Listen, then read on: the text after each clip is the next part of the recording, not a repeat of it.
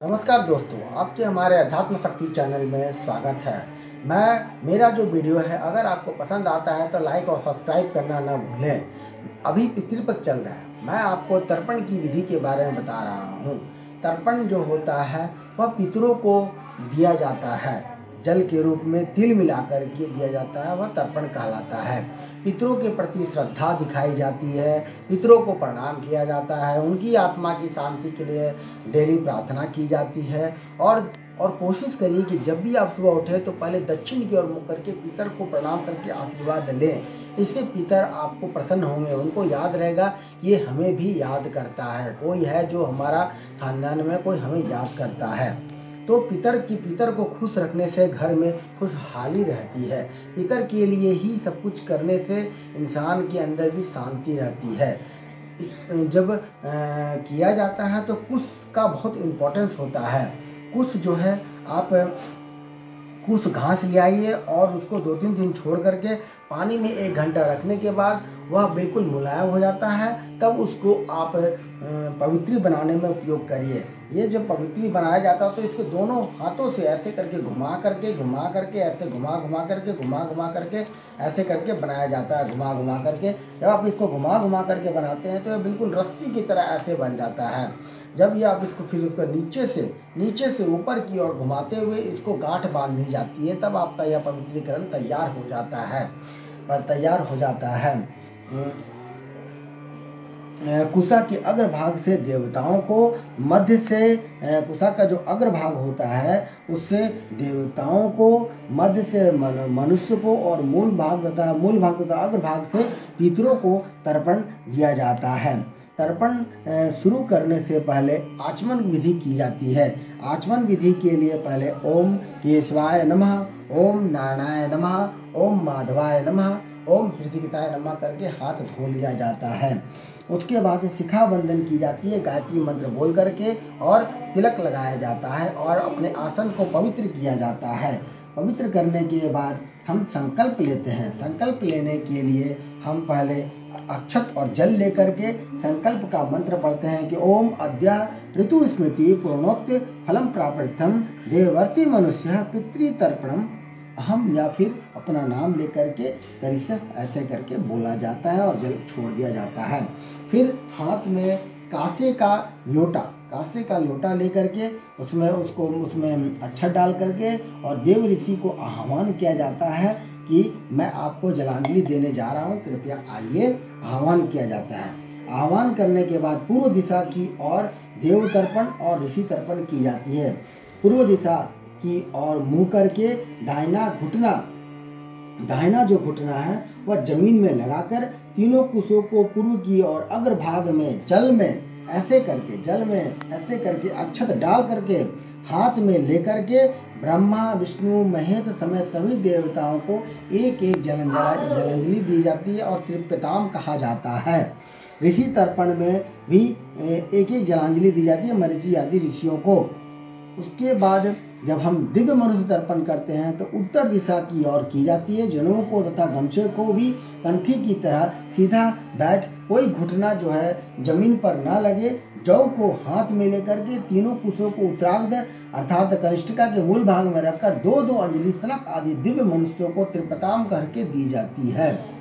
और अब जब हम ये इनको दे देते हैं तो दिव्य पितृ तर्पण, यम तर्पण और मनुष्य पितृ तर्पण को करने से पहले हम लोटे में जल भरकर उसमें तुलसी पत्र डालकर उसमें तिल डाल करके और उसमें रोड़ी वगैरह डाल करके हम पितरों का आह्वान करते हैं कि मेरे पितर आह्वान करते हैं। उससे पहले हम इस जल को शुद्ध करते हैं कि ओम पुण्यकाशाय नमः, ओम नमो भगवते वासुदेवाय को शुद्ध कर देते हैं और एक कांसे के बर्तन में ये इसको रख करके पितर का आह्वान करते हैं कि मेरे पितर आइए, मेरे द्वारा दिए गए जलांजलि को ग्रहण करिए। ओम आगच्छन्तु में पितरा इमं गृह्णन्तु जलांजलिम करके ऐसा कहकर उनको आसन देते हैं। भाषण देने के बाद जब हम बिल पितृ तर्पण करते हैं दक्षिण दिशा की ओर, तो अब सब हो जाते हैं। गमछों को दाहिने कंधे पर और बायां घुटना जो है उसको जमीन पर लेकर के दाएं घुटने को ऐसे रख करके कुशों को यू आकार में मोड़ करके उनकी जड़ और अग्रभाग को दाहिने हाथ की तर्जनी और अंगूठे के बीच में मध्य भाग से 3-3 अंजलि ऐसे करके देते हैं। हम ऐसे करके देते हैं। पहले हम अपने पिता को देते हैं कि अमुक गोत्र अस्मद पिता अमुक नाम वसुरूपेस्त्राप्ते त्रिपितामिदं तिलोदकम तस्मै स्वधा नमः तस्मै स्वधा नमः तस्मै स्वधा नमः करके अंजलि ऐसे करके देते हैं, जलांजलि देते हैं 3 बार। पिता को, फिर दादाजी को कहने के लिए अस्मद पितामह, और परदादा को अस्मद प्रपितामह। उसी तरह से दादी को अस्मद पितामही, इस तरह से बोलकर परदादी को, फिर इस तरह से जो क्रम होता है उस एक क्रम से सबको 3-3 बार अंजलि दिया जाता है। उस तरह से अंजलि दिया जाता है। फिर उसके अंजलि देने के बाद जब अंत में पितृतीर्थ, जितने भी हमारे पितर लोग हैं जिनको हम नहीं जानते हैं और जितने भी संसार में मृत व्यक्ति हैं सबका करें, सबके जितने भी मृत व्यक्ति उन सबों को जल अर्पित किया जाता है 30 सेकंड के लिए 9 वेद मंत्र कह करके। अगर आपको वेद मंत्र नहीं आता है तो आप किसी ब्राह्मण से कहिए, और अगर आप नहीं कर सकते हैं तो उसको छोड़ भी सकते हैं। जो हमारे घर में अकाल मृत्यु जिनकी हुई है उनको आप अलग से तिल डाल करके, गमछे को ऐसे ऐसे करके पानी डाल करके मंत्रों के द्वारा ऐसे निचोड़ करके जल दिया जाता है अलग बर्तन में।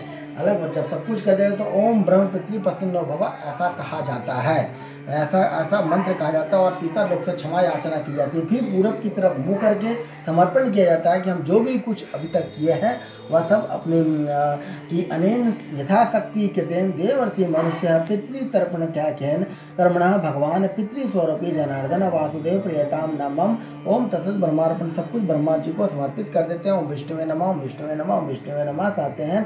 पितृदोष निवारण मंत्र पढ़ते हैं और ओम ब्रह्म पितृ प्रसन्न भव, और पितर लोग की प्रार्थना करते हैं कि मुझसे जो भी कुछ गलती हो गई है, मुझसे जो भी कुछ हुआ हो इसके लिए मुझे क्षमा करें। मैं तो अभी सीख रहा हूँ, लेकिन गलती बिल्कुल नहीं होनी चाहिए, क्योंकि इसमें अगर गलती होती है तो फिर गलत ही होता है। ध्यान रखना चाहिए कि गलती ना हो।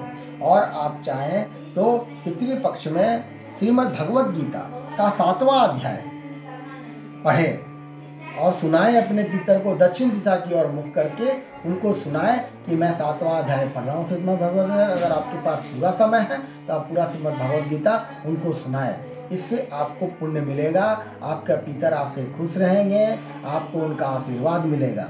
बहुत लोग कहते हैं कि पितर जो होते हैं वह उनको मैं जलांजलि दे रहा हूँ, अगर वो मोक्ष प्राप्त कर लिए हों या फिर वो किसी दूसरे रूप में चले गए हों तो उनको मेरी जलांजलि कैसे मिलेगी।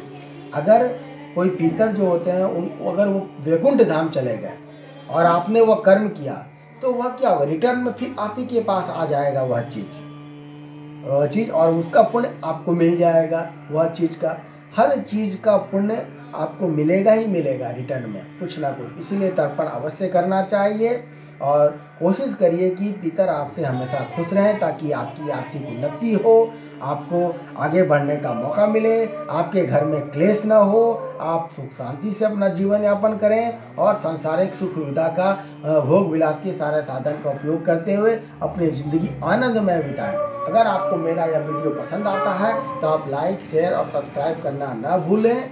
धन्यवाद।